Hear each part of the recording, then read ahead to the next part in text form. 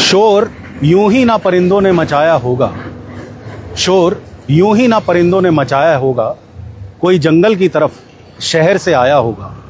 पेड़ काटने वाले को भी ये मालूम तो है कि जिस्म जल जाएगा जब सर पे साया ना होगा। नमस्कार, मैं आकाश आहूजा।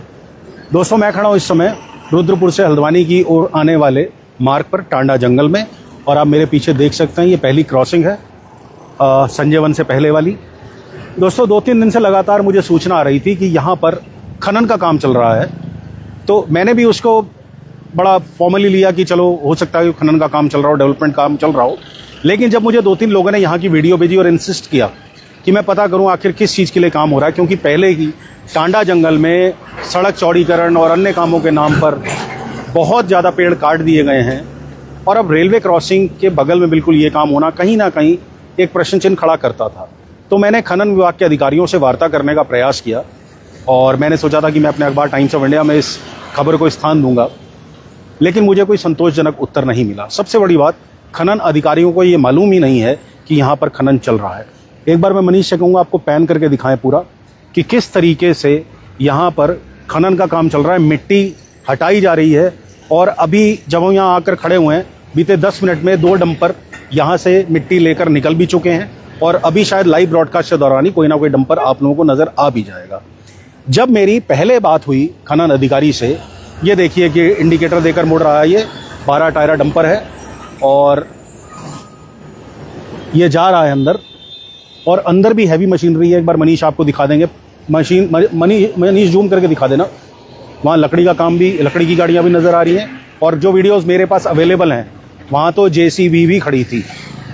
तो ये विषय संज्ञान में आया, मैंने सोचा कि मैं जाके स्पॉट रिपोर्टिंग करता हूँ। और जो रेलवे के ये जो आउटपोस्ट बनी हुई है, रेलवे आउटपोस्ट जहाँ से गेट कंट्रोल होता है, ये देखिए अब एक डंपर आ भी रहा है मिट्टी भरकर। तो ये क्या कारण है, कंस्ट्रक्शन वर्क भी कुछ चल रहा है। तो जब मैंने खनन के अधिकारियों से वार्ता की तो उन्होंने सबसे पहले तो मुझे ये कहा कि रिवर ड्रेजिंग चल रही है। रिवर ड्रेजिंग एक अंग्रेजी का शब्द है जिसमें नदी की सफाई की जाती है। लेकिन दोस्तों, मुझे तो यहाँ कोई नदी नज़र नहीं आई। मेरा जन्म यहीं का है, मैं लगातार हल्द्वानी की ओर आता रहा हूँ वर्षों से, तो मुझे तो कोई नदी यहाँ नज़र नहीं आई। फिर भी मैं इस चीज़ के ऊपर प्रश्न चिन्ह नहीं उठाता कि ये कोई अवैध काम हो रहा है। हो सकता है ये वैध हो, लेकिन जिस तरीके से हो रहा है वो तरीका ज़रूर शोचनीय है और चिंतनीय है। आप ये देखिए, ये संभवतः संजय वन की वॉल है या सिडकुल की किसी कंपनी की वॉल है, मैं नहीं जानता, लेकिन आप देखिए कहाँ तक खुदाई हो गई है। मनीष एक बार जूम करके इसे दिखाओ। जितनी ऊंची ऊपर दीवार है, बाउंड्री है, उससे ज़्यादा नीचे मिट्टी खोदी जा चुकी है। तो जब हमने रेलवे आउटपोस्ट पर मौजूद लोगों से प्रश्न पूछा कि आप लोग यहाँ ये जो हो रहा है क्या है, इसके बारे में कोई जानकारी दे सकते हैं, तो उन्होंने कहा कि यहाँ पर एक गोडाउन बन रहा है। अब पहली बात तो यहाँ कोई रेलवे स्टॉप नहीं है, स्टेशन नहीं है, तो गोडाउन बनना अपने आप में सवालिया निशान लगाता है। लेकिन चलो, हो सकता है रेलवे यहाँ पर शायद रोक कर अपने जो मालगाड़ियाँ होती हैं उनके शायद ऑफलोडिंग करना चाहता हो, यहाँ पर अनलोडिंग करना चाहता हो। लेकिन उसके लिए भी दोस्तों, खनन के बारे में एक बड़ी चीज़ है कि खनन जब भी आप करेंगे, अगर वो कमर्शियल यूज़ के लिए हो रही है तो उसकी बाकायदा अनुमति ली जाती है खनन विभाग से।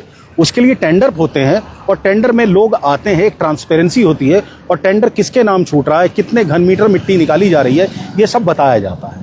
तो मेरा प्रयास रहेगा कि इस तरह की जानकारी मुझे मिल जाए, लेकिन हालांकि 24 घंटे के प्रयास के बावजूद मुझे ऐसी कोई जानकारी नहीं मिली।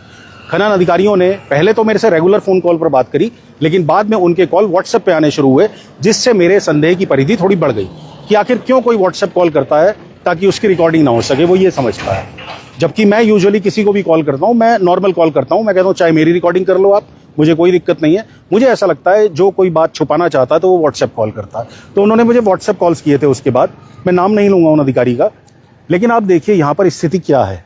मिट्टी भरपूर खोदी जा चुकी है, कारण नहीं पता। मुझे लगता है कि ऐसे में खनन विभाग के अधिकारियों को, और चूंकि ये पूरा क्षेत्र जो है वो उधम सिंह नगर जिले की सीमा अंतर्गत आता है, यहाँ पे डीएफओ जो वेस्ट हैं, तराई सर्कल, यूसी तिवारी, उनका अगर वन विभाग की बात की जाए तो वो इसके जिम्मेदार अधिकारी हैं। इनको जवाब देना चाहिए कि क्या हो रहा है आखिर। ये जनता के मन में इस तरह की भ्रांतियाँ नहीं फैलनी चाहिए। और दोस्तों, एक मैं आपको वीडियो दिखाता हूँ, ये देखिए अभी एक और डंपर निकल रहा है यहाँ से। एक वीडियो मैं आपको दिखाता हूँ जिसमें आप honourable justice of the High Court my lord Kishore Thapliyal ji को सुन सकते हैं। मैं हालांकि मेरे पास क्लिपिंग जो है केस की हियरिंग के दौरान वो लंबी है, लेकिन मैं आपको छोटी सी सुनाता हूँ उसमें से। सुनिएगा कि क्या कह रहे हैं सर।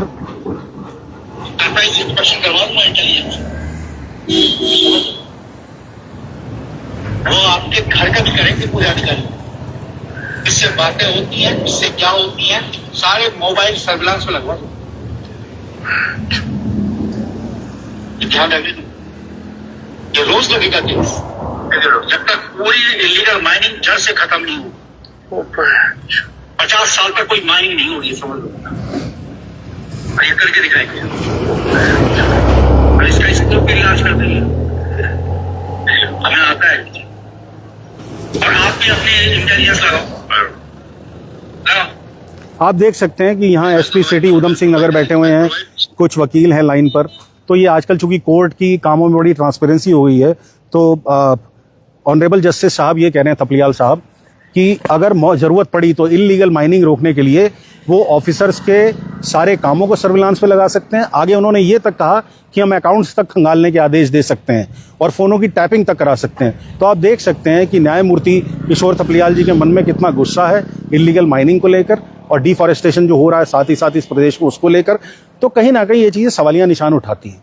इस चीज़ को लेकर आवाज़ उठनी चाहिए।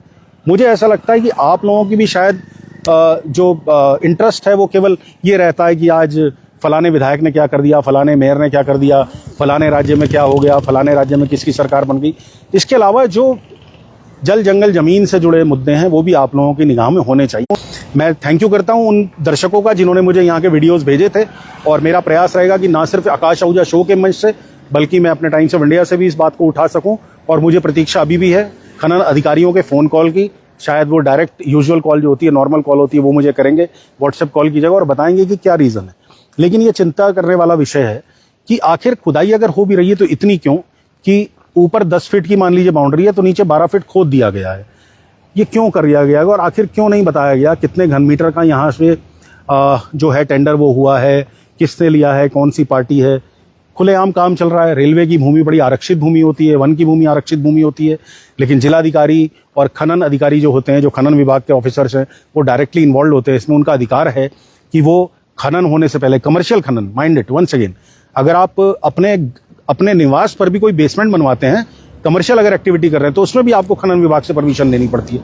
तो ये बहुत बड़ा मामला है। मैं ये नहीं कह रहा कि इसमें परमिशन नहीं ली गई है, लेकिन मेरे पास ऐसी कोई जानकारी खनन विभाग के अधिकारियों द्वारा नहीं आई है, ना ही उन्होंने एक्सेप्ट किया। उन्होंने तो उल्टा ये कहा कि हम आज, यानी आज शनिवार जो है, आज हम मौका मुआयना करा लेते हैं।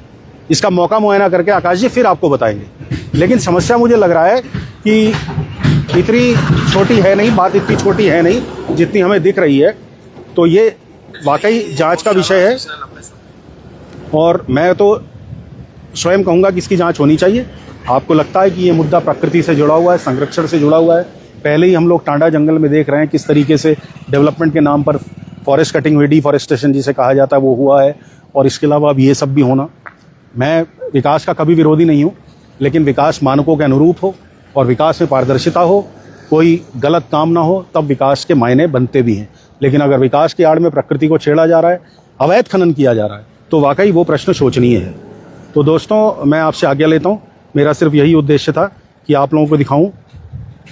सुधांशु वायदा लिख रहे हैं सब बेच दिया अडानी को। जी मुझे नहीं पता, किसका बिना किसी परमिशन के कुछ नहीं होता। हाँ, काम एक नंबर का नहीं है, इसलिए तो नहीं कहेंगे कि हमें पता है इसके बारे में। मनोज राय लिख रहे हैं सभी मिले में Ankit Thukral. Akash ji, there any public document available by the authority about what is the purpose of. Ankit Thukral ji, हाँ सर, मैं प्रयास कर रहा हूँ। तो दोस्तों, ये है मामला। देख सकते हैं आपके सामने ही 3-3 डंपर निकले, और मैं जब यहाँ आया था 2 डंपर तब निकल गए थे। बहुत गहरी ये मिट्टी खोद दी गई है, बहुत गहरी।